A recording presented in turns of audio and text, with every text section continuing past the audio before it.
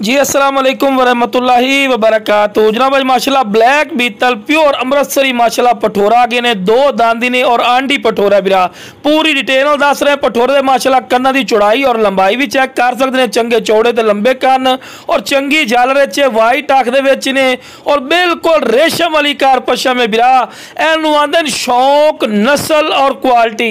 तो लो बिरा इस तो बाद चारा भी खवा के विखा रहे हैं कि सेहतमंद और माशाल्लाह एक्टिव ने और पठोरे दे बिरा मोटे हड पैरों के ने बिल्कुल चिपटे सिंग और वेल कमाल दी और दुम बिल्कुल तीर वाली कर सीधी मोटे हड पैरों के ने।